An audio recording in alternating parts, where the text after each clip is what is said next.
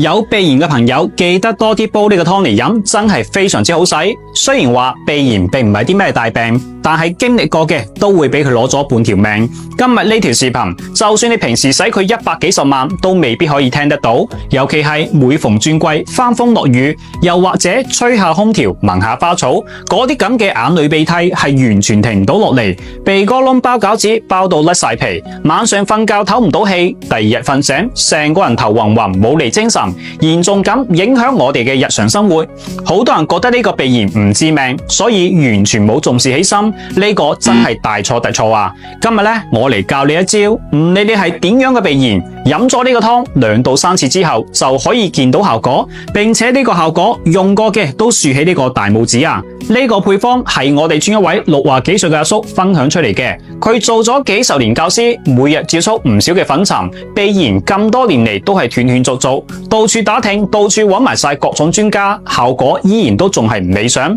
後邊聽人哋介紹，去省城揾咗一位老郎中，呢位老郎中嗌佢用呢幾樣嘢一齊煲水飲，細都估唔到飲咗幾次之後，至今係再都冇發作過。呢個方法唔理你係急性、慢性、乾燥定係過敏嘅，記得認真耐心做好筆記啦。返到屋企準備好呢幾樣嘢：魚腥草、薄荷、白芷、金銀花、心宜花，將呢幾樣嘢擺埋一齊，3碗水煲成佢2碗水就可以直接攞嚟飲啦。嚴重嘅話，你就每日煲一次；唔係咁嚴重，你就2到3日煲一次。呢5種材料，如果你唔知道比例，又或者懶得搭配，可以學似我哋咁用呢種提前搭配好嘅湯料包，科學配比，用料上乘，獨立包裝，真材實料，又有保證。趁住廠家搞緊活動，馬上點開下邊嘅呢個鏈接，直接帶返屋企煲起身啦！希望可以幫助到你啊！